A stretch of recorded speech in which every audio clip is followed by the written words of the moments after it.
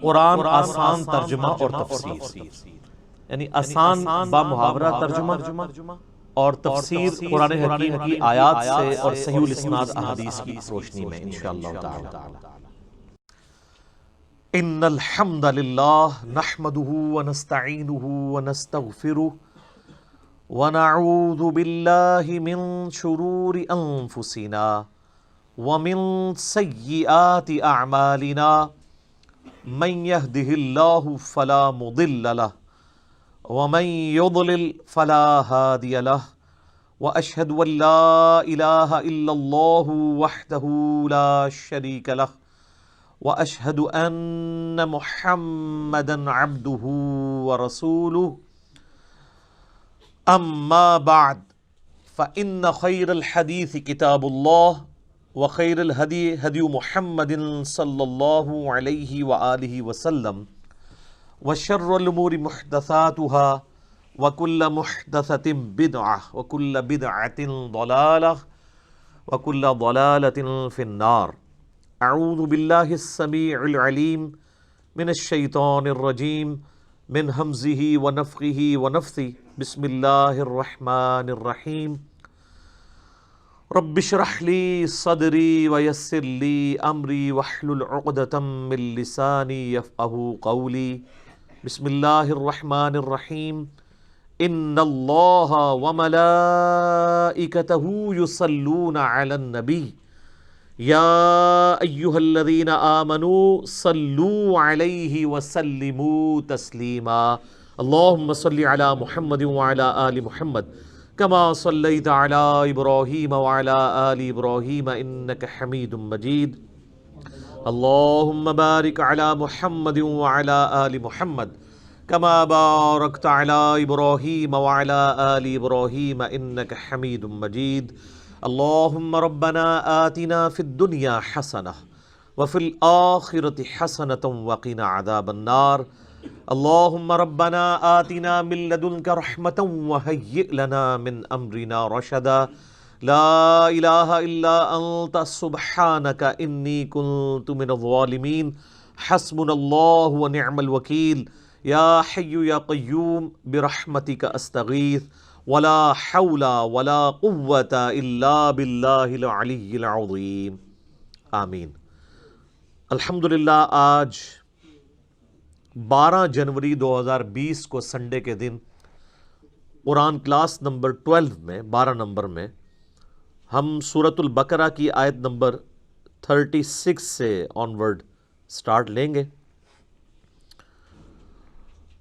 پچھلی دفعہ ہم نے قرآن حکیم کی آیات کا وہ پورشن ڈسکس کیا تھا جس میں اللہ تعالیٰ نے فرشتوں کو حکم دیا کہ آدم علیہ السلام کو سجدہ کیا جائے. سب کے سب سجدے میں گر پڑے سوائے ایک جن کے جس کا نام تفسیر تبری میں ہمیں عزازیل ملتا ہے. اہل سنت کے ہاں معتبر تفسیر ہے، شروع میں لکھی گئی عزت والا، لیکن بعد میں ذلت اس کا مقدر ہوئی. ابلیس بن گیا، وہ شیطان بن گیا. اس نے انکار کیا اور وہ متکبرین میں شامل ہوا.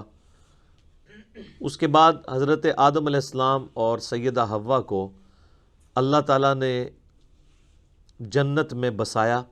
اب اس میں اختلاف ہے کہ یہ جنت وہی والی جنت ہے جو الٹیمیٹلی ہمیں ملنی ہے، یا یہ پروٹوٹائپ کوئی جنت تھی جس میں اللہ تعالیٰ نے کسی باغ میں انہیں بسایا ٹیسٹ کرنے کے لیے، اور انہیں حکم دیا کہ یہاں پر تم رہو، لیکن ایک چیز کا خیال رکھنا کہ یہ جو فلاں درخت ہے اس کے قریب بھی مت جانا ورنہ تم ظالموں میں شمار کیے جاؤ گے. اسی کانٹیکسٹ میں آیت نمبر 36 سے گفتگو آگے چل رہی ہے. اعوذ باللہ من الشیطان الرجیم. بسم اللہ الرحمن الرحیم. فَأَزَلَّهُمَ الشَّيْطَانُ، تو شیطان نے ان دونوں کو پھسلا دیا، یعنی راہ حق سے ہٹا دیا. عنہا، اس سے. فَأَخْرَجَهُمَا مِمَّا كَانَ فِيهِ، اور ان دونوں کو نکلوا دیا اس جنت میں سے جس میں وہ رہ رہے تھے. اب اللہ تعالیٰ نے یہاں پہ تثنیہ کا صیغہ استعمال کیا، یعنی ان دونوں. کرسچینٹی کے اندر یہ چیز مشہور کر دی گئی کہ یہ سیدہ حوا تھی جنہوں نے سیدنا آدم علیہ السلام کو بہکایا، نعوذ باللہ۔ اور یہی چیز جو ہے وہ ہم مسلمانوں کے ہاں بھی پائی جاتی ہے کہ جی وہ حضرت آدم علیہ السلام کو بھی عورت نے نکلوایا تھا۔ کرسچینٹی تو پھر بہت آگے چلی گئی، انہوں نے تو ایول لفظ جو ہے نا، یعنی برائی، اس کو جو ڈیڈکٹ کیا ہے ایو سے۔ اما حوا کو انگلش میں کہتے ہیں ایو، EVE، اور وہ کہتے ہیں ایکسس آف ایول جو ہے وہ عورت ہے۔ آج یہ لوگ عورتوں کے حقوق کی بات کرتے ہیں، انہوں نے تو یعنی اپنا جو لفظ ہے ایول، برائی، اس کو ڈیڈکٹ کیا ہے سیدہ حوا کے نام سے، جبکہ اسلام کہتا ہے کہ یہ سب کچھ ٹیمپرڈ فارم میں کرسچینٹی کے اندر چیزیں آئی ہیں۔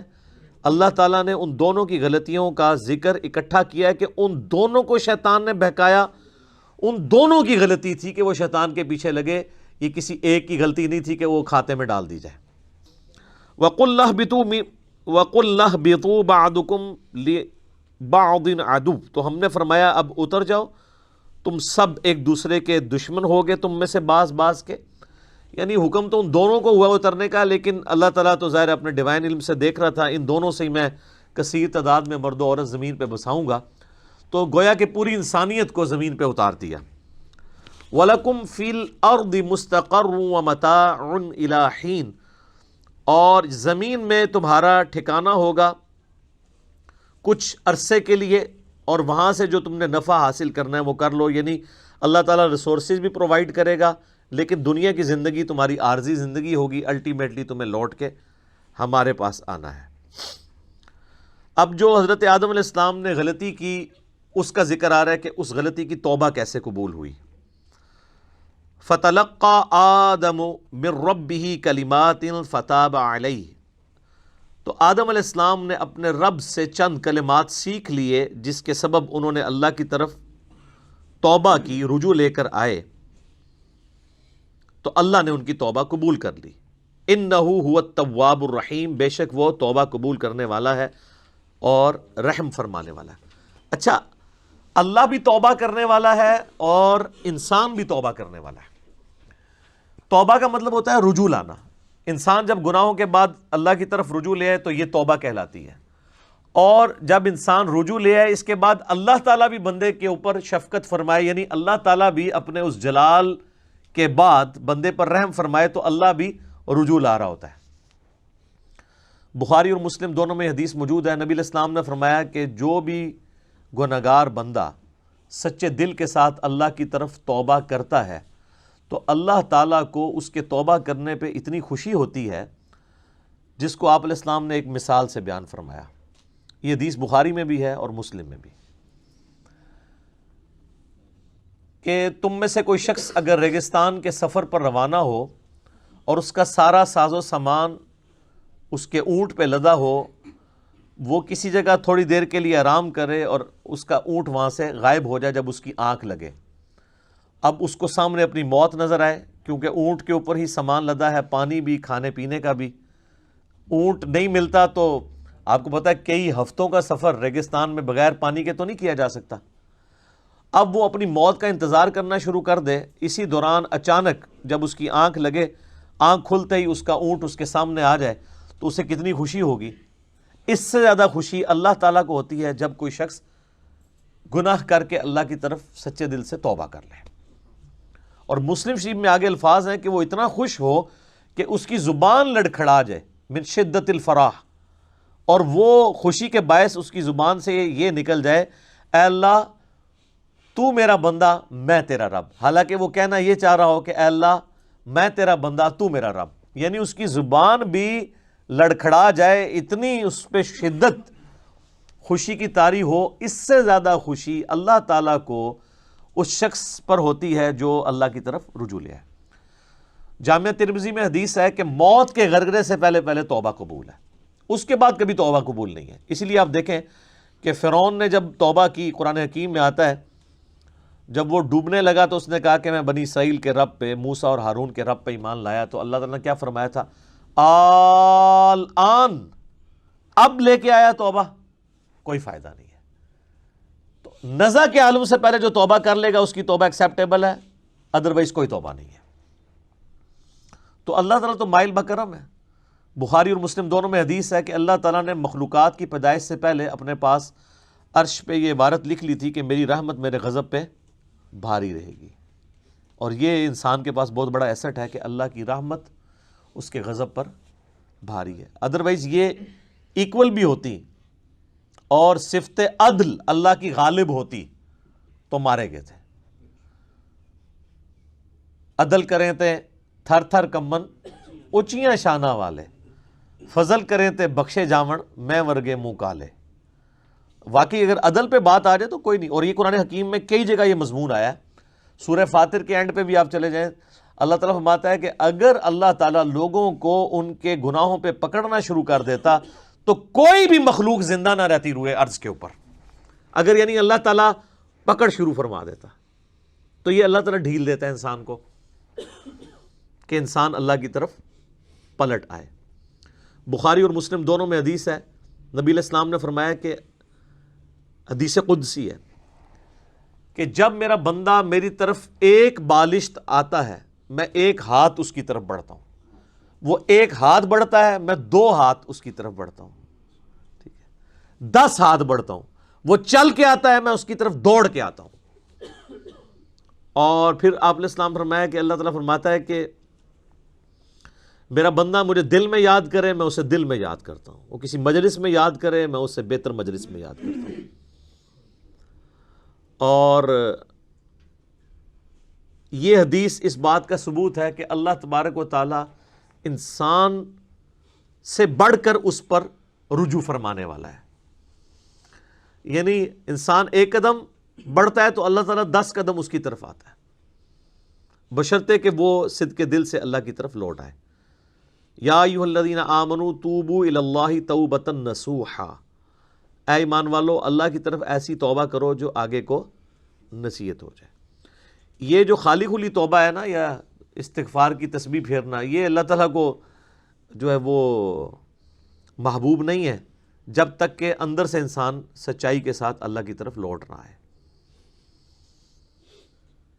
پورے قرآن حکیم میں کوئی ایک آیت بھی ایسی نہیں ہے جس میں اللہ تعالیٰ نے یہ فرمایا ہو کہ جتنی مرضی بغاوت کر لو اور اس کے بعد باغی رہو تو میں تمہیں معاف کر دوں گا. ہمیشہ یہ ٹاپک آیا ہے کہ جو کوئی بغاوت کرتے ہیں اس کے بعد فوراً توبہ کر لیں اور پھر اپنی اصلاح بھی کر لیں، صرف توبہ نہیں، پھر اللہ تعالیٰ ان کو معاف کر دے گا. وہ تو پھر سورہ الفرقان کی آیت نمبر 70 میں ہے کہ اگر شرک سے بھی توبہ کر لے گا تو ہم اس کے گناہوں کو بھی نیکیوں سے بدل دیں گے. لیکن یہ جو آج کل دھوکہ دیا جا رہا ہے نا اللہ کی رحمت سے، اس میں میرا یوٹیوب پہ ایک کلپ بھی ہے، اللہ کی رحمت سے دھوکہ. اور لوگ کہتے ہیں اللہ تعالیٰ بڑا معاف فرمانے والا ہے. کس کو معاف فرمانے والا ہے؟ اس کو جو رجوع لے آئے. بغاوت کرنے والے کے لیے وہ ڈٹا رہے، اس کے لیے کوئی توبہ نہیں، اور رجوع لانے کے بعد اپنی اصلاح بھی کرے، اپنے آپ کو سدھار بھی لے. اچھا یہاں پہ جو الفاظ ہے فَتَلَقَّى آدَمُ مِن رَبِّهِ كَلِمَاتٍ فَتَابَ عَلَيْهِ، کہ آدم علیہ السلام نے چند کلمات اللہ تعالیٰ سے سیکھ لیے جس کی وجہ سے اللہ نے ان کی توبہ قبول کی. سورۃ البقرہ میں یہ کلمات نہیں آئے. اس کی وجہ یہ ہے کہ قصہ آدم اور ابلیس اس سے پہلے 6 مختلف جگہوں پر بیان ہو چکا ہے، لیکن مصحف کی ترتیب میں وہ جگہیں بعد میں آئیں گی. لیکن قرآن کے نزول کے اعتبار سے چونکہ یہ چیز ہو چکی بھی تھی، یہ تو مدنی صورت ہے، نبی علیہ السلام کے اعلان بعثت کی آلموسٹ سمجھ لیں 15 سال کے بعد نازل ہوئی ہے، اور اس سے پہلے 2/3 مکی قرآن نازل ہو چکا تھا. اس میں وہ پوری ڈیٹیل موجود ہے سورۃ الاعراف کے اندر کہ وہ کلمات کیا تھے. ربنا ظلمنا انفسنا وان لم تغفر لنا وترحمنا لنکونن من الخاسرین، اے رب ہمارے ہم نے اپنی جانوں پر ظلم کیا اور اگر تو نے ہم پر رحم نہ فرمایا اور ہمیں معاف نہ کیا تو ہم خسارہ پانے والوں میں سے ہو جائیں گے.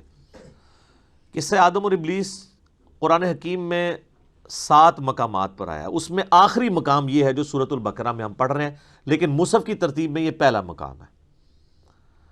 یہ سارے مقامات پہ جو سکیٹرڈ فارم میں شیطان کی اور اللہ تعالیٰ کی گفتگو ہوئی، حضرت آدم علیہ السلام کا اور اللہ کا جو معاملہ ہوا، اس کو میں نے ایک لیکچر کے اندر کور کیا ہے، مسئلہ نمبر 79، اللہ، انسان اور شیطان.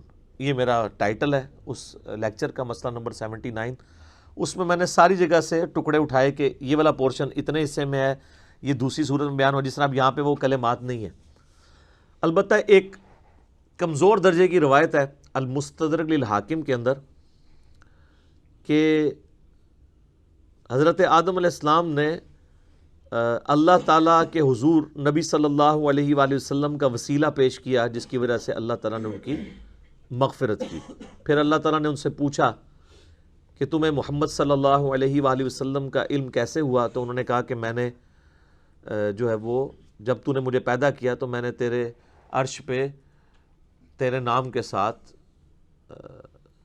سیدنا محمد رسول اللہ صلی اللہ علیہ وآلہ وسلم کا مبارک نام دیکھا تھا، تو مجھے اسی وقت پتہ چل گیا کہ یہ ہستی تیرے حضور عزت والی ہیں۔ اب یہ حدیث تو حاکم کے اندر موجود ہے، لیکن انتہائی کمزور درجے کی روایت ہے۔ یہ امام ذہبی نے تو بلکہ اسے آلموسٹ لکھا ہے کہ یہ گھڑی ہوئی روایت ہے، اور انجیل برناباس جو پبلک کے اندر ایک مشہور ہے نا، اس میں بھی اس قسم کی ایک روایت لکھی ہوئی ہے۔ تو وہ تو ظاہر ہے کہ کرسچن آن بھی نہیں کرتے، میں نے اس کے اوپر کئی دفعہ بولا ہے کہ وہ کوئی اتھینٹک نہیں ہے۔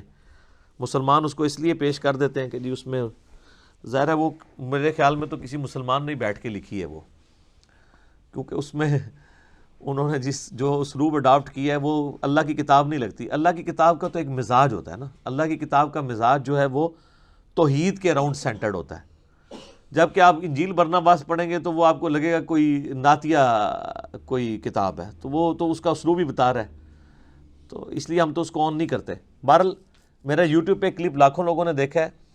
کیا یہ کائنات نبی علیہ السلام کے لیے بنائی گئی؟ کیونکہ اسی حاکم کی ایک روایت میں آتا ہے کہ ہم اگر محمد کو پیدا نہ کرتے تو یہ ساری کائنات بھی پیدا نہ ہوتی۔ یہ بات اپنی اصل میں اس حد تک تو درست ہے کہ پوری کی پوری کائنات انسان کے لیے پیدا ہوئی ہے، کسی ایک انسان کے لیے نہیں، انسانیت ایز اے ہول کے لیے، جو پچھلی دفعہ ہماری آیات بھی گزر چکی ہیں کہ ہم نے جو کچھ زمین میں ہے تمہارے لیے پیدا کیا۔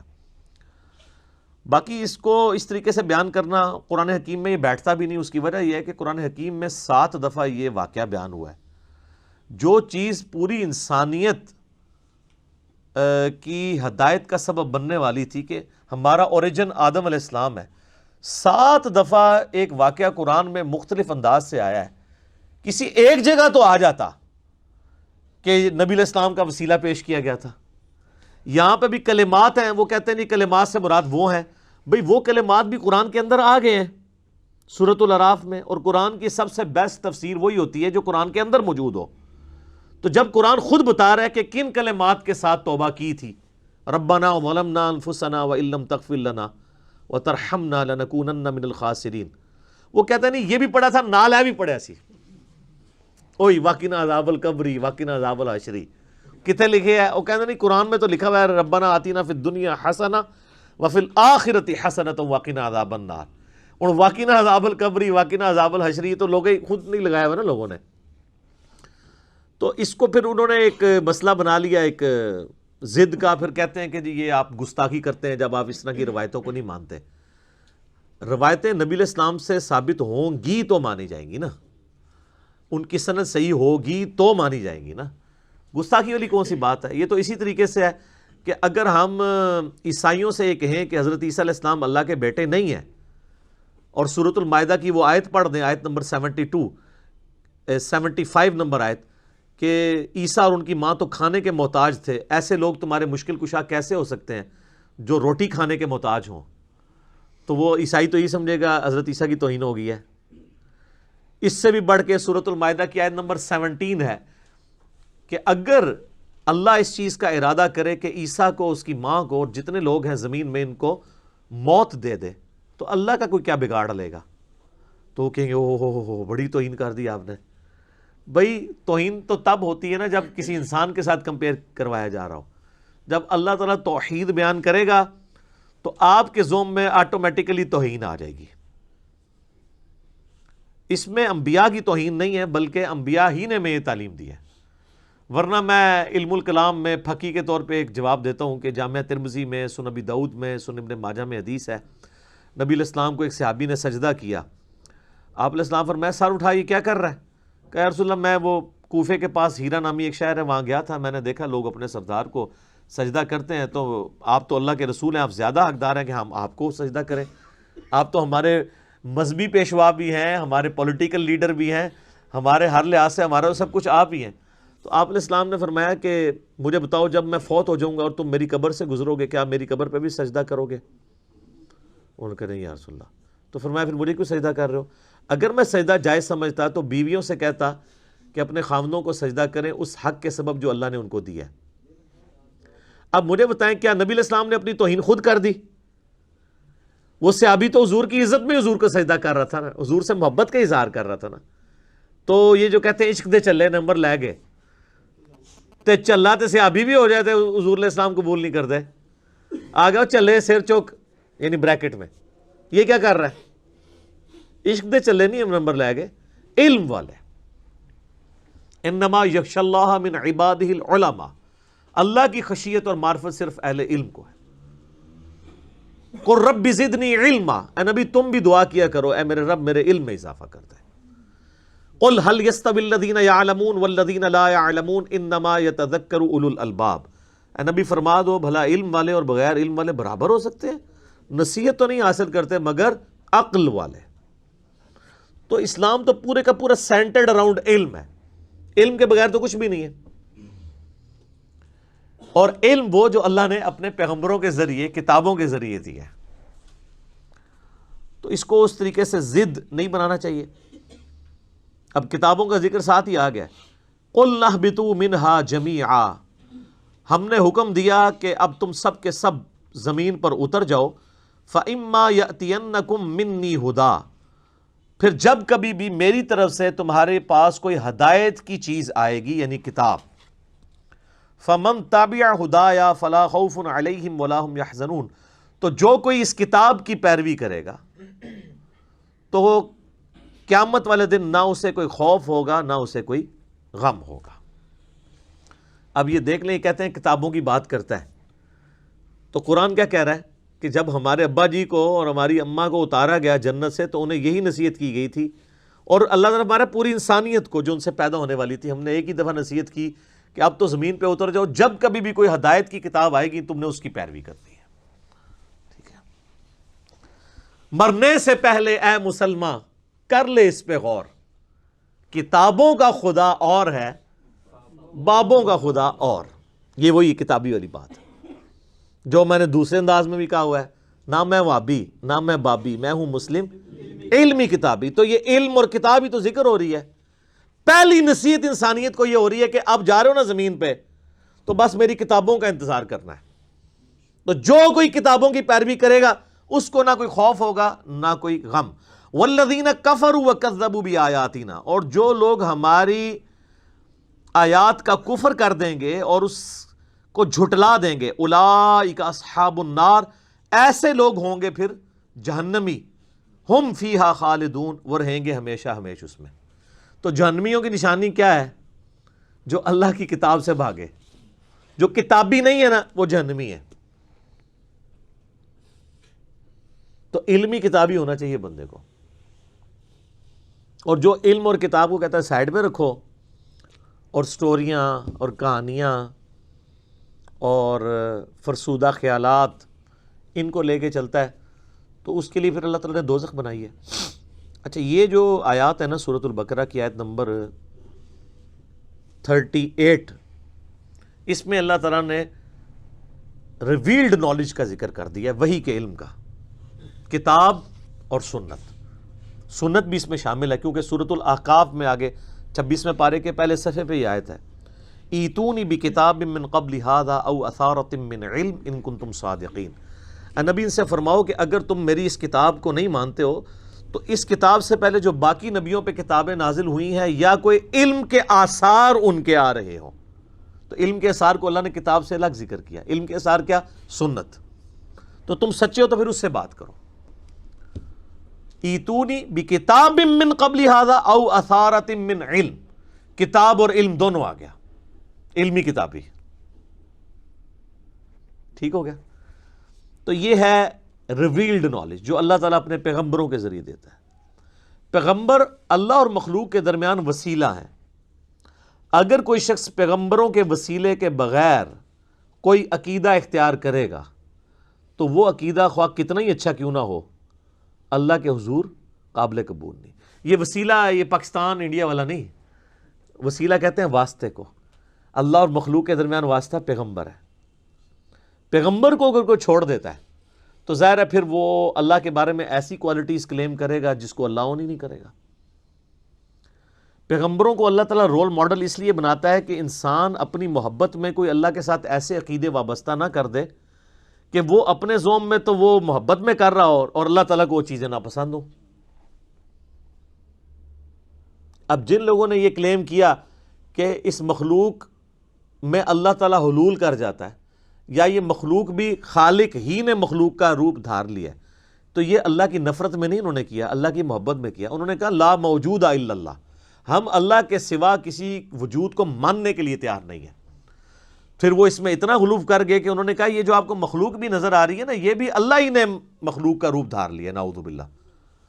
تو یہ عقیدہ جو ہے وہ اللہ کی محبت میں ہی آیا نا، کہ ہم اللہ کے سوا کسی کو ایسے پرسنالٹی ماننے کے لیے تیار ہی نہیں ہے.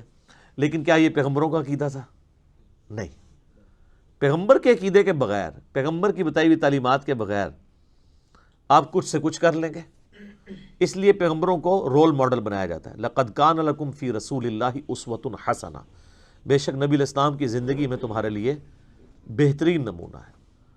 ورنہ انسان نے تو اپنی عقل سے تو آپ دیکھیں اتنی مت ماری گئی کہ ہاتھوں کے تراشے ہوئے بتوں کے آگے بھی لوگ جھکے. ویسے یہ عقل نہیں مانتی. اگر ہمارا پڑوسی ملک انڈیا نہ ہوتا اور وہاں پہ 90 کروڑ ہندو نہ ہوتے تو ہمارا دل کبھی نہ ٹھکتا کہ یار پڑھا لکھا بندہ بھی اپنے ہاتھوں کے بنائے بتوں کے آگے جھک سکتا ہے. تو جائیں سر، دنیا میں سب سے زیادہ پی ایچ ڈیز امریکہ کے بعد انڈیا میں ہے، اور وہ پی ایچ ڈی بھی بتوں کے آگے جھکے ہوتے ہیں. یہ تو اللہ بھلا کرے عامر خان کا کہ اس نے پی کے فلم بنا کے ان کا جنازہ نکالا ہے. لیکن پھر بھی لوگ فالو تو کر رہے ہیں، چل رہے ہیں اس چیز کے پیچھے.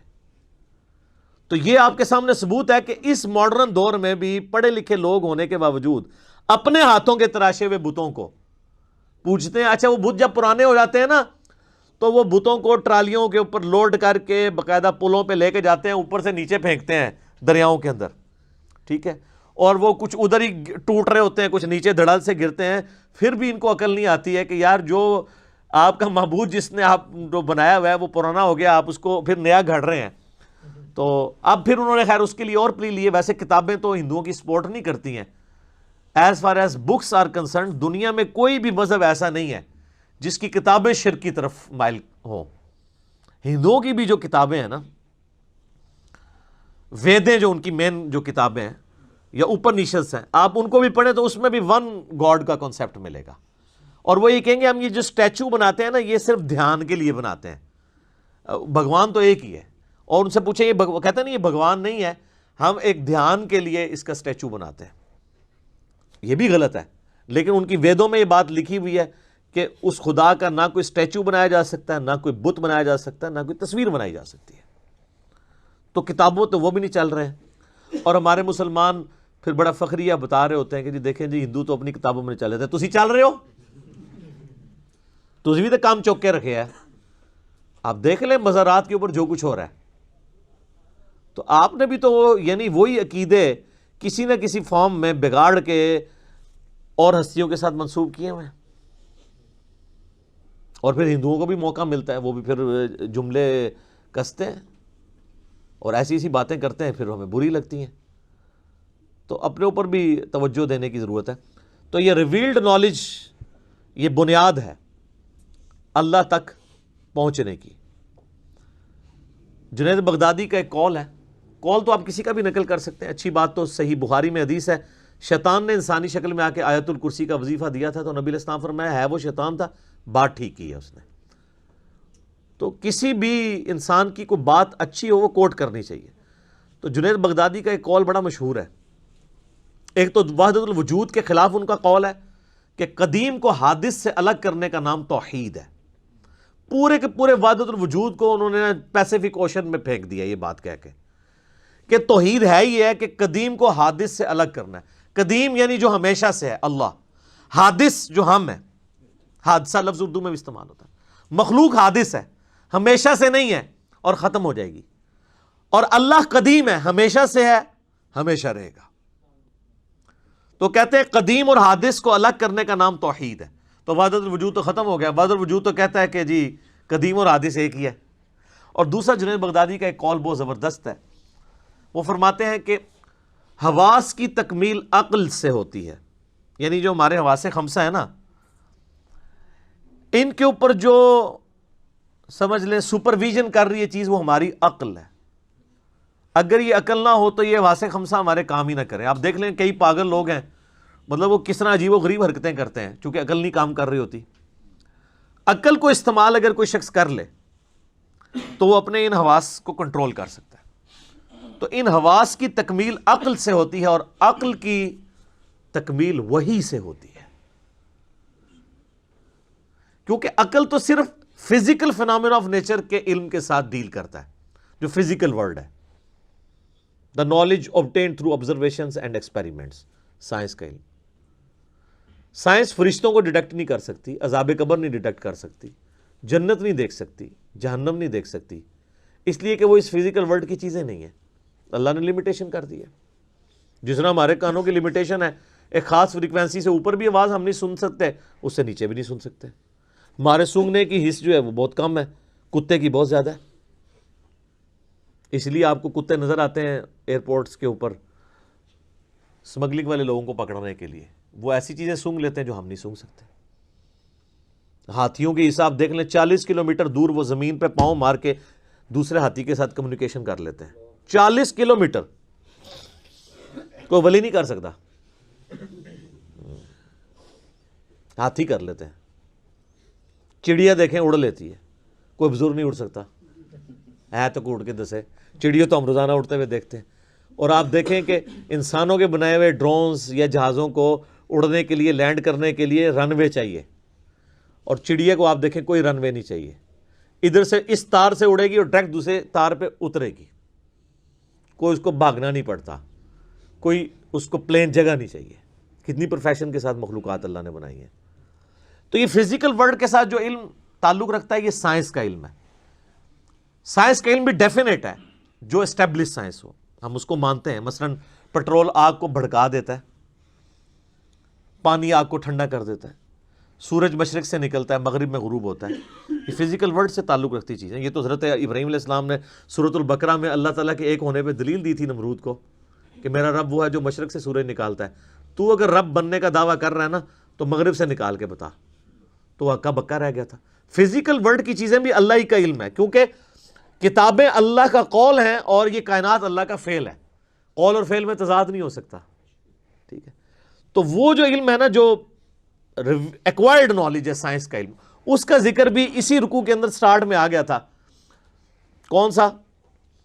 وَعَلَّمَ آدَمَ الْأَسْمَاءَ كُلَّهَا. آدم علیہ السلام کو ہم نے ہر چیز کا نام سکھا دیا تھا. پوٹینشلی اللہ تعالیٰ نے عقل ڈال دی تھی انسان کے دماغ میں. پوٹینشلی اگر میں آپ سے پوچھوں یہ آم کی گٹھلی کے اندر درخت ہے، تو اگر آپ تھوڑے عقل مند ہوئے تو آپ کہیں گے ہاں درخت ہے، اور اگر زیادہ عقل مند ہوئے تو آپ کہیں گے کروڑوں درخت ہیں اس کے اندر. کیونکہ جب اسے بوئیں گے ہزاروں آم لگیں گے، ہر آم کے اندر ایک گٹھلی ہوگی، وہ ہر ہزار جو ہے 1000 اور درخت. تو یہ تو ایک چین ریئیکشن شروع ہو جاتا ہے. تو یہ گٹھلی جو آپ کو بظاہر نظر آ رہی ہے یا بیج نظر آ رہا ہے، آم کی گٹھلی اس کا بیج ہی ہوتی ہے. اس کے اندر پورا پوٹینشیل وہ ڈیٹا موجود ہے. انسانی عقل میں بھی اللہ نے وہ ڈیٹا ڈالا تھا جو صدیوں کے ساتھ گزرنے کے ساتھ ساتھ آہستہ آہستہ، جس طرح آم کا درخت 8 سال میں ایک پورا پیڑ بنتا ہے نا، اسی ایک گٹھلی میں سے انسانی عقل بھی 10,000 سال کی اس تاریخ میں کرتے کرتے آپ دیکھیں کس عروج پہ پہنچ چکی ہے کہ عقلیں دنگ ہیں کہ انسان نے کیا کر لیا. بلکہ آج سے 100 سال پہلے کا انسان اگر زندہ ہو جائے تو وہ تو پاگل ہو جائے، اور آج کے ہر بندے کو بزرگ ماننے کے لیے تیار ہو جائے. ٹھیک ہے. یہ دیکھیں نا، ہم نے CCTV کیمرہ لگایا ہوئے ہیں. کوئی بندہ نیچے بھی دور بھی ہو تو میں اس کے کپڑوں کا رنگ بھی بتا سکتا ہوں اور اس کا سارا کچھ بتا سکتا ہوں. تو یہ پرانے زمانے میں اگر کیمرے ہوں، کسی کو پتہ نہ ہو، تو میں یہ بھی بتا سکتا ہوں کہ 15 دن پہلے کتنے بجے یہاں سے کوئی گزرا تھا کیمرے سے. کہیں گے یہ بزرگ دیکھو کتنے پہنچے نے. تو یہ سارا فزیکل ورلڈ سے تعلق رکھتا ہے علم. اس علم نے بھی کتنی ترقی کر لی ہے۔ تو اس چوتھے رکوع کے اندر اللہ تعالیٰ نے دو علوم کا ذکر کیا ہے۔ سٹارٹ میں ذکر کیا ہے علم الاسماء کا،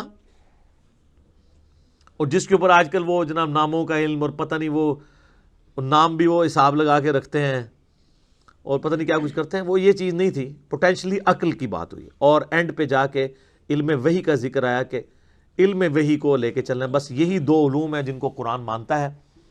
اور 10 کمانڈمنٹس جو آئیں گی نا سورہ بنی اسرائیل کی آیت نمبر 36 میں 9th کمانڈ ہے، وَلَا تَقْفُ مَا لَيْسَ لَكَ بِهِ عِلْم، اے انسان کسی چیز کی پیروی اس وقت تک مت کرنا جب تک کہ اس کے بارے میں تمہیں علم نہ آ جائے۔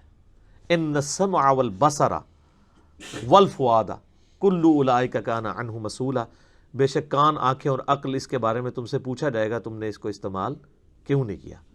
تو اللہ تعالیٰ نے یہ چیز پوچھنی ہے مرنے سے پہلے۔ اے مسلمان کر لے اس پہ غور، کتابوں کا خدا اور ہے، بابوں کا خدا اور۔ یہ اللہ نے پوچھنی ہے بات کہ تو نے مرنے سے پہلے علم حاصل کیا تھا، یا تیرا ماننا یہی تھا کہ کالی بلی رستہ کاٹ دے تو نحوست ہے، گھر کی منڈیر پہ کوا بیٹھے تو مہمان آنے کی دلیل ہے، جوتی پہ جوتی چڑھ جائے تو سفر لکھا ہوا ہے،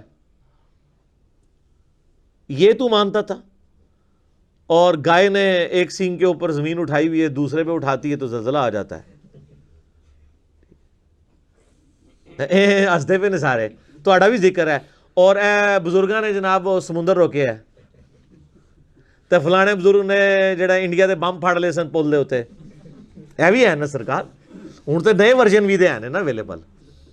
باقی چیزوں پہ ہم خوش ہوتے ہیں، ہندو کہندے نے، تسی بھی جو کچھ کہندے ہو نا ہندو بھی ہسدے نے تہاڈے ہوتے۔ آپ بھی تو کہتے ہیں نا فلاں بزرگ نے جو ہے سمندر روک لیا ہے۔ یہ لادہ بات ہے کہ وہ بزرگ جب زندہ ہوتے ہیں ان کا پیشاب بند ہوتا ہے تو وہ آغا خانی لے کے جانا پڑتا ہے انہیں۔ یہ لادہ بات ہے کہ اپنا پیشاب، اور اگر پیشاب رک رہا نہ ہو تو وہ پیشاب روک بھی نہیں کوئی سکتا۔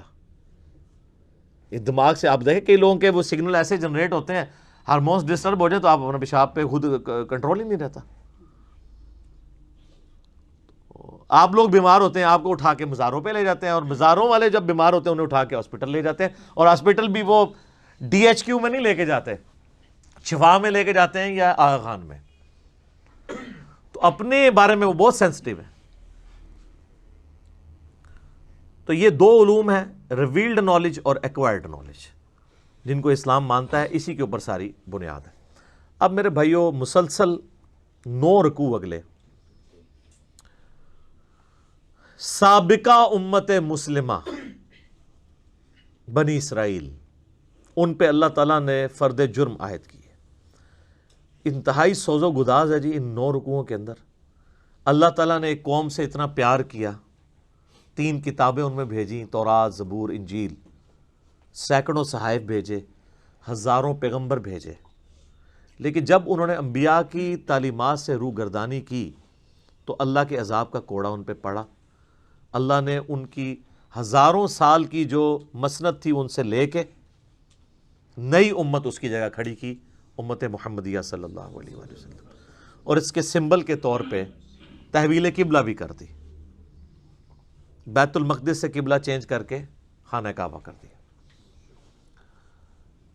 اس کے اندر اللہ کی طرف سے پیغام ہے، اور مصحف میں اس کا شروع میں ہونے میں اشارہ ہے کہ مسلمان کسی زوم میں نہ رہیں کہ وہ بڑی لاڈلی امت ہے۔ تم سے پہلے بھی لاڈلی امتیں گزری ہیں، لیکن جب وہ نبیوں کی تعلیمات کو، کتابوں کو پس پش ڈال دیتی ہیں تو پھر اللہ تعالیٰ کے عذاب کا کوڑا ان پہ برستا ہے، تم پہ بھی برسے گا۔ اور آپ دیکھیں گے اللہ تعالیٰ ان کی کئی ایک غلطیاں اس میں گنوائے گا، اور ہر غلطی کے گنوانے کے بعد ایک یونیورسل ٹروتھ آئے گا۔ ویسے تو بڑے بڑے 7 یونیورسل ٹروتھ اس میں آئیں گے، لیکن اگر آپ باریکیوں میں دیکھیں تو یہ 12-13 کے قریب یونیورسل ٹروتھس آئیں گے کہ جو یوں کرتا ہے اللہ کا، اس کے بارے میں فیصلہ یہ ہے، چاہے وہ جو بھی ہے۔ یہ نہیں ہے کہ عام بندے نے ٹریفک سگنل توڑا ہے تو اس پہ سزا ہوگی، اور ٹریفک والا جو خود پولیس کا آفیسر ہے وہ توڑے گا تو اسے سزا نہیں دی جائے گی۔ نہیں، اللہ تعالیٰ نے ایک ہی رول رکھا ہوا ہے، جسے فٹ اسے گفٹ۔ اور بنی اسرائیل کی پوری ہسٹری جو ہے نا ان 9 رکوعوں میں ان کی ہسٹری کے واقعات کو کور کیا ہے، لیکن اجمالاً کیا ہے۔ کچھ واقعات ایسے ہیں جن کی ڈیٹیلز اس میں نہیں ہے، وہ آگے چل کے سورۃ الاعراف میں آ جائے گی، سورۃ القصص کے اندر آ جائے گی، سورہ طٰہٰ کے اندر آ جائے گی۔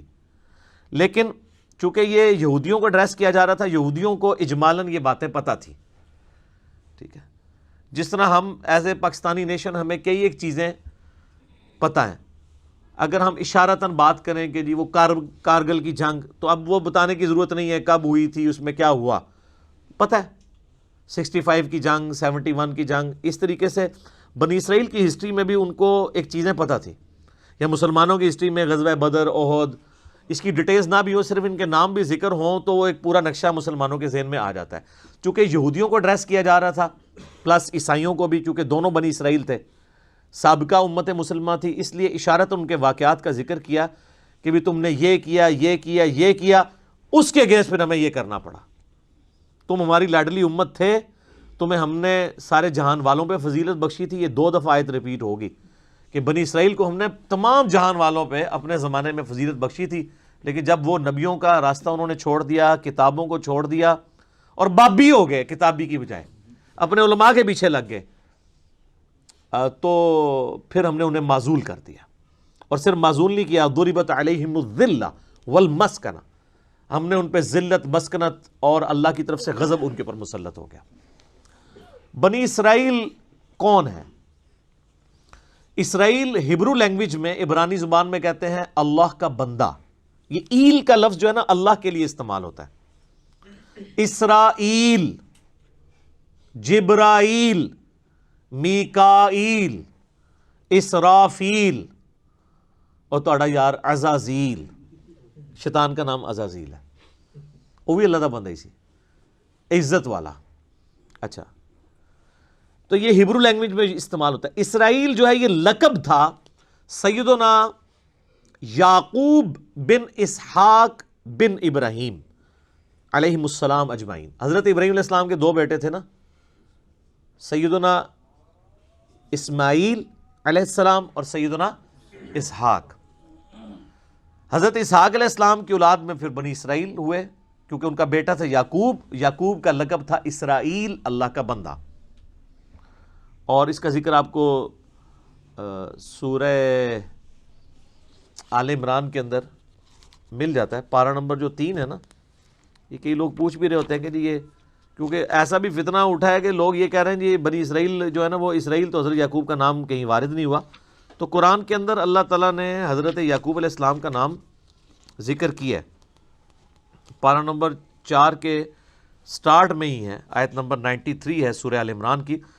کل الطعام کان حلا لبنی اسرائیل الا ما حرم اسرائیل، ہر طرح کا حلال کھانا جو تھا وہ، یعنی جو اچھا جو صاف کھانا ہے وہ بنی اسرائیل کے لیے حلال ہی تھا پہلے، سوائے اس کے کہ جو اسرائیل نے اپنے اوپر خود حرام کر دیا تھا، علی نفسی۔ یعنی اسرائیل کون؟ یعنی کسی انڈیویجول کا ذکر ہو رہا ہے، حضرت یعقوب علیہ السلام۔ پوری انسانیت کو پتہ ہے کہ ان کا یہ لقب تھا۔ اچھا، یعقوب علیہ السلام کے پھر 12 بیٹے تھے، ہر بیٹے سے آگے جو نسل چلی وہ ان کی وہ بنو اسرائیل یا بنی اسرائیل، یعنی یہ بنو یا بنی کا لفظ استعمال ہوتا ہے اولاد کے لیے، بیٹوں کے لیے۔ تو 12 بیٹے اور وہ آگے 12 قبیلے ان کے چلے، وہ سارے بنی اسرائیل کہلاتے ہیں۔ یہ بنی اسرائیل جو تھے مدینہ شریف میں آباد تھے، یہودی، تو ظاہر ہے کہ وہ اللہ تعالیٰ تو ان سے یہ ایکسپیکٹ کر رہا تھا کہ تمہاری کتابوں میں نبی علیہ السلام کی پروفیسیز موجود ہیں، تو تمہیں تو سب سے پہلے ہی قرآن و حدیث کو مان لینا چاہیے۔ جو ہمارا گلہ شکوہ ہمارے علماء کے ساتھ بھی رہتا ہے کہ یار علماء تو قرآن و حدیث کے نام پہ اپنی عزتیں ویل کر رہے ہیں، اب جب ہم علماء کو بتاتے ہیں قرآن حدیث میں یہ لکھا ہوا ہے تو وہ آگے سے ہمیں جو ہے وہ لتوں پہ آ جاندے ہیں۔ ایسا تو نہیں ہونا چاہیے، لیکن یہ کچھ دنیاوی ٹیچر نہیں کرتے، یعنی دنیاوی کوئی میتھمیٹیشین ہے، میتھمیٹکس کا ٹیچر ہے، وہ اپنے اسٹوڈنٹس کو اگر کوئی کتاب ریکمینڈ کرتا ہے نا، اور وہ خود کوئی فارمولہ غلط لکھ دیتا ہے اور اس کا اسٹوڈنٹ کہتا ہے سر یہ آپ کتاب میں تو یہ نہیں لکھا ہوا، تو وہ سوری کہہ کے فوراً مٹا کے صحیح کر لیتا ہے۔ لیکن مولوی نہ بھول جو کہ انہوں تسی کہو کہ سر بخاری مسلم میں تو نماز کا طریقہ یہ لکھا ہوا ہے، قرآن میں تو لکھا ہے ایاک نستعین، اور آپ تو بابوں کو پکارتے ہیں، تو کہ ہاں جی بڑی مہربانی آپ نے ہمیں بتا دیا۔ ایڈے کو اس طرح من دسنا حالے تک تو نہیں دریافت ہوا امت.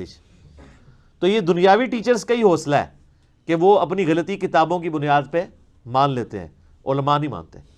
تو یہ علماء کیسے مانے؟ ان کے جو بزرگ علماء تھے یعنی علماء یہود. ہاں کیٹیگری تو وہی ہے نا سر, یہ یعنی علماء ایک کیٹیگری تو ہے نا. جیسے ڈاکٹری کی فیلڈ ایک کیٹیگرائزیشن میں تو آپ کہیں گے نا میڈیکل کی فیلڈ ہے, چاہے وہ ڈاکٹر اب مسلمان ہے کافر ہے تو ایک چیز کو تو مان رہا ہے نا. ایک اس طریقے سے انجینئر ایک اس لائن کو تو لے کے چل رہا ہے. اس طرح علماء کی بھی ایک لائن ہے. علماء یہود, ان کے اندر وہی خرابیاں تھیں جو آج ہمارے علماء کے اندر پائی جاتی ہیں. اور اس میں آپ دیکھیں گے کہ اللہ تعالیٰ کا غصہ سب سے زیادہ ہے ہی علماء کے اوپر ہے, بنی اسرائیل کے, کہ یہ لوگوں کو ورگلا رہے ہیں.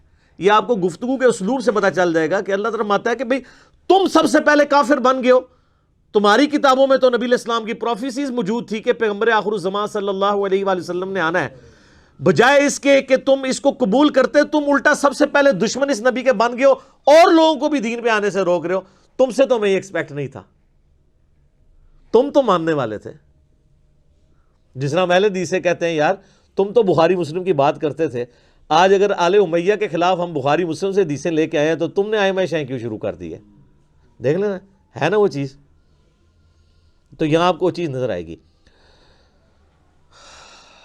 یا بنی اسرائیل, اے اسرائیل علیہ السلام, یعقوب علیہ السلام کی اولاد, اے ان کے بچوں, اے اولاد یعقوب, اذکروا نعمتی التی انعمت علیکم.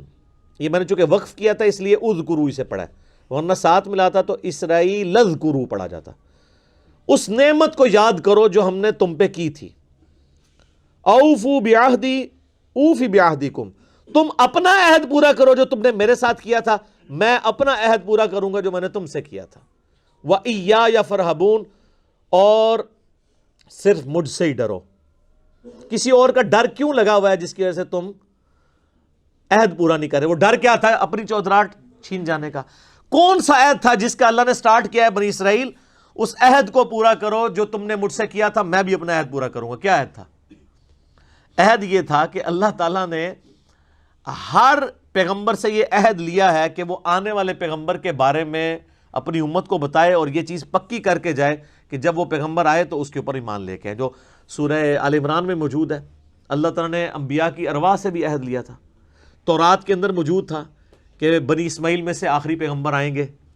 موسیٰ علیہ السلام کے بھائیوں میں سے, ڈیوٹرانومی چیپٹر میں قرآن کے تعارفی لیکچرز میں بتا چکا ہوں ڈیٹیل کے ساتھ. آج بھی کتاب الاستثناء چیپٹر آپ ڈیوٹرانومی نکالیں, تورات میں 18 نمبر باب کی 18 نمبر آیت ہے, اے موسیٰ میں تیرے ان بھائیوں میں سے یعنی بنو اسماعیل میں سے تیری مانند ایک رسول اٹھاؤں گا اور یعنی تیری مانند ہوگا. وہ میں نے ساری ریزیمبلنس بتائی ہیں. اسی طریقے سے گاسپل آف جان جو نیو ٹیسٹمنٹ ہے, انجیل, اسی کتاب مقدس کے اندر اس میں موجود ہے. حضرت عیسیٰ علیہ السلام کہتے ہیں کہ مجھے تمہیں بہت کچھ کہنا ہے لیکن ابھی تم متحمل نہیں ہو. وہ آخری پیغمبر جب آئیں گے تو وہ تمہیں ساری باتیں بتائیں گے. وہ ہستی جب دنیا میں آئیں گی وہ میرا نام روشن کریں گی اور اللہ تعالیٰ ان کے منہ میں اپنا کلام ڈالے گا. یہ کوالٹی اور کسی پیغمبر کی نہیں ہے. باقی پیغمبروں کو کتابیں سلیبس کی فارم میں دی جاتی تھی.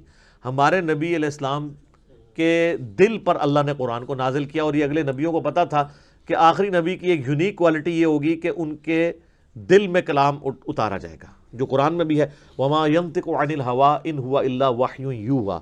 نبی علیہ السلام اپنی خواہش نفس سے کچھ نہیں کہتے بلکہ وہ وہی کہتے ہیں جو اللہ تعالیٰ ان کو وہی کرتا ہے.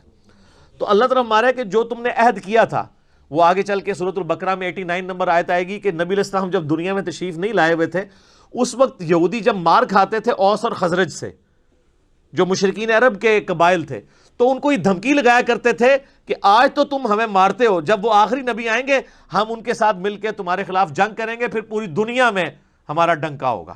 تو یہ عہد ان کو پتا تھا کہ اللہ نے یہ عہد کیا ہے کہ آخری نبی کے ذریعے رومن اور پرشین امپائر کو اکھاڑ کے اللہ تعالیٰ پوری دنیا پہ اسلام کا غلبہ کرے گا. لیکن جب وہ آخری پیغمبر آئے تو وہ یہودی منکر ہو گئے اور وہ اوس اور خزرج جن کو یہ دھمکی لگایا کرتے تھے انہوں نے اسلام قبول کر لیا.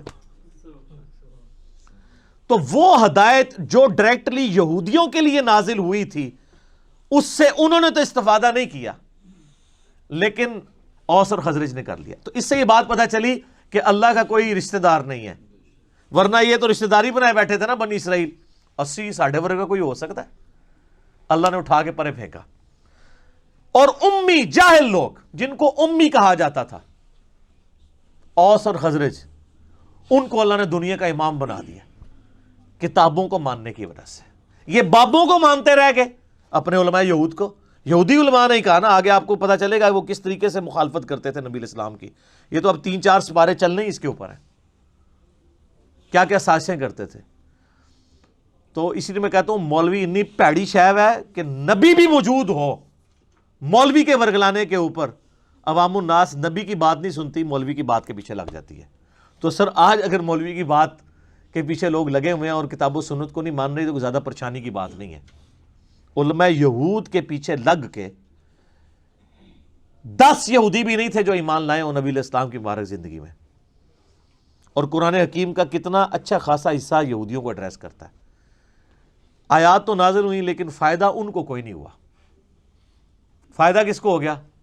دوسروں کو، جنہوں نے ان کتابوں کو مان لیا، ان باتوں کو مان لیا، تعلیمات کو مان لیا. تو اللہ کی کسی کے ساتھ کوئی رشتہ داری نہیں ہے. جو کتابوں کو پیغمبروں کو مان لے وہ اللہ کا سگا ہے، اور جو نہ مانے چاہے وہ پیغمبروں کی اولاد بھی ہے. یہ بنی اسرائیل کون تھے؟ حضرت یعقوب علیہ السلام، حضرت ابراہیم علیہ السلام کی اولاد تھے. اللہ نے کوئی پرواہ نہیں کی. تو خونی رشتہ کوئی کام نہیں آیا جب انبیاء کی تعلیمات کو چھوڑ دیا. چاہے بنو اسرائیل ہوں یا آج بنو اسماعیل ہوں.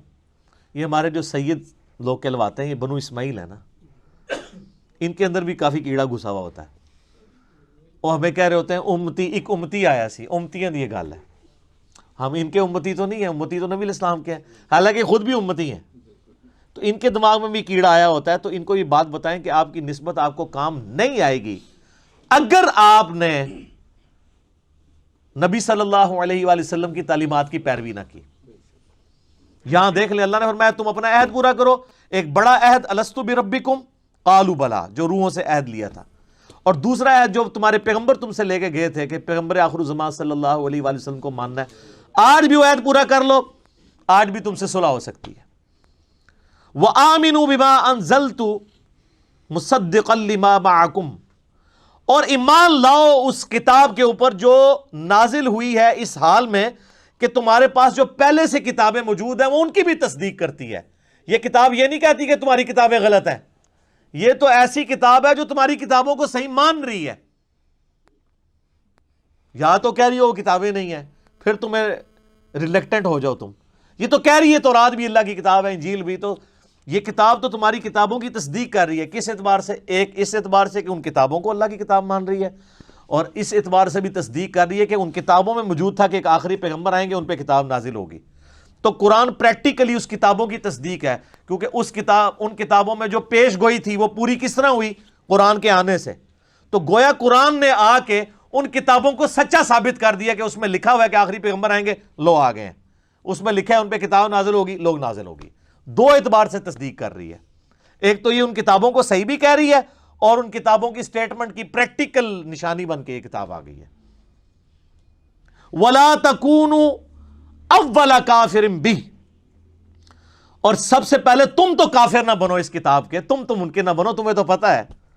وَلَا تَشْتَرُوا بِآيَاتِي ثَمَنًا قَلِيلًا، اور میری آیات کو چند ٹکوں کے عوض بیچو تو مت. دنیا کے نفع کی خاطر تم پیغمبر کا انکار کر رہے ہو. تمہاری چودراہٹ ختم، ظاہر ہے وہ نذرانے لے رہے تھے، ان کی ساری چیزیں وابستہ تھیں. جب نبی کے آگے جھک جاتے تو سب سٹیٹس ختم. آج بھی اگر علماء کتاب و سنت کو مانے تو وہ اپنے فرقے کی مسجد میں سروائیو نہیں کر سکتے. کوئی ایک بات ان کے خلاف نہیں وہ کر سکتے. تو پہلے بھی ایسا تھا. تو اللہ فرما رہا ہے تم تو پہلے کافر نہ بنو اور چند ٹکوں کے عوض دین نہ بیچو. وَإِيَّايَ فَاتَّقُونَ، اور صرف مجھی سے ڈرو. یعنی بار بار اللہ تعالیٰ دیکھیں ڈرنے کا ذکر کر رہا ہے کہ اگر تمہیں واقعی اللہ کا خوف ہے نا کہ مرنے کے بعد اللہ کے حضور پیشی ہونی ہے تو پھر تم یہ ایمان قبول کر لیتے. تو اس سے کیا پتہ چلی کہ جو علماء نہ ڈر ہو جاتے ہیں، بے فکرے ہو جاتے ہیں اللہ تعالیٰ کے معاملات میں، ان کو کبھی بھی ہدایت نہیں ملتی. نیور. جس کی مثال یہ ہے کہ نبی علیہ السلام کے مبارک زمانے میں ان کو ہدایت نہیں ملی. وَلَا تَلْبِسُوا الْحَقَّ بِالْبَاطِلِ، اور حق کو باطل کے ساتھ مت ملاؤ. وَتَكْتُمُوا الْحَقَّ، اور حق کو مت چھپاؤ. وَأَنْتُمْ تَعْلَمُونَ، اور تم جانتے تو ہو کہ یہ حق ہے. جانتے بوجھتے ہوئے حق اور باطل کو مکس نہ کرو. گڑبڑ کر، یہ کنفیوز کر دیتے ہیں آج بھی. آپ علماء دیکھیں، آپ کوئی بات لے کے جائیں نا، وہ اور ہی کوئی بات کر دیتے ہیں. آپ ان کو بتائیں جی بخاری میں لکھا ہے کہ رفع دین سے نماز پڑھو، اور جی بخاری میں تو لکھا ہے کھڑے ہو کے پیشاب بھی کر سکتے ہیں. یہ کیا کر رہے ہوتے ہیں؟ کوئی اور بات کو اس کا مکس کر کے اس معاملے کو ڈائلیوٹ کرنے کی کوشش کر دیتے ہیں. تو سر بالکل مرد کھڑے ہو کے پیشاب کر سکتا ہے، یہ تو اللہ نے بہت بڑی سہولت دی ہے مسلمانوں کو. ہم کا بھی انکاری ہیں، لیکن چونکہ انہوں نے پٹی پڑھائی ہوئی ہے پبلک کو، جیسے کہا کہ جو وہ بت رکھ کے آتے تھے اس لیے رفع دین ہوتا ہے. اب ہم کہتے ہیں کہاں لکھا ہوا ہے، تو کہتے ہیں ہم نے تو نہیں یہ کہا، یہ لیے ہمارے پہ ویسے الزام لگاتا ہے. تو سر یہ پوری کی پوری عوام جو ہے، اس کو کس نے یہ پٹی پڑھائی ہوئی تھی؟ آپ نہیں پڑھائی ہوئی تھی. آج آپ منکر ہی ہو گئے خود ہی. تو یہ ان آیات کے اوپر میں انشاءاللہ اگلی دفعہ گفتگو کروں گا، اور یہ آج کا قرآن میں آپ کے سامنے رکھوں گا. یہ قرآن پرانا نہیں ہے، بالکل وہی پکچر آپ کو آج کے علماء میں نظر آئے گی، وہی خرابیاں آج کے علماء میں نظر آئیں گی. بخاری مسلم میں حدیث ہے، تم بھی اگلے لوگوں کے پیچھے چل پڑو گے قدم با قدم، بالشت بر بالشت، حتیٰ کہ ان میں سے کوئی گوہر کے سوراخ میں داخل ہوا تم بھی اس کے پیچھے چلو گے. تو صحابہ نے پوچھا یہ اگلے لوگوں سے مراد کیا یہود و نصارہ ہیں؟ آپ نے فرمایا اگر وہ مراد نہیں تو اور کون سے لوگ ہیں؟ ایک ایک خرابی جو یہود و نصارہ کے علماء میں تھی وہ ہمارے علماء میں موجود ہے. اور اللہ تعالیٰ بار بار ایڈریس ہی علماء کو کرتا ہے کہ اصل میں یہ ہیں لیڈر اور یہ لوگوں کو ورگلاتے ہیں. لیکن اس سے یہ نہ سمجھیے گا کہ علماء کی وجہ سے وہ فالورز چھوٹ جائیں گے، نہیں. اللہ کہتا ہے ان کو تو عذاب ہونا ہے کہ انہوں نے ان کے پیچھے اندھے بن کے کیوں چلے. یہ نہ ہو کہ لوگ خوش ہو رہے ہوں کہ خیر ہے اگر مولوی نے غلط مسئلہ بتایا تو وہی نہ. اپنے ٹھڈ بھردے جڑا اپنے منہ چ خوراک جڑا نا نوالا پانا ٹھڈ بھرتا ہے، کسی کے پیٹ میں نوالا جائے تو آپ کا پیٹ نہیں بھرتا. تو اپنے اعمال کا حساب آپ نے خود دینا ہے. اللہ تعالیٰ سے دعا ہے جو حق بات میں نے کہی اللہ تعالیٰ ہمارے دلوں میں راسخ فرمائے. اگر جذبات میں میرے منہ سے کوئی غلط بات نکل گئی اللہ تعالیٰ ہمارے دلوں سے معاف کر دے. ہمیں کتاب و سنت کی تعلیمات پر عمل کر کے دوسرے بھائیوں تک پہنچانے کی توفیق عطا فرمائے. اللهم صل على محمد وعلى آل محمد كما صليت على إبراهيم وعلى آل إبراهيم إنك حميد مجيد. اللهم بارك على محمد وعلى آل محمد كما باركت على إبراهيم وعلى آل إبراهيم إنك حميد مجيد. سبحانك اللهم وبحمدك أشهد أن لا إله إلا أنت أستغفرك وأتوب إليك وما علينا إلا البلاغ المبين. جزاكم الله خيرا.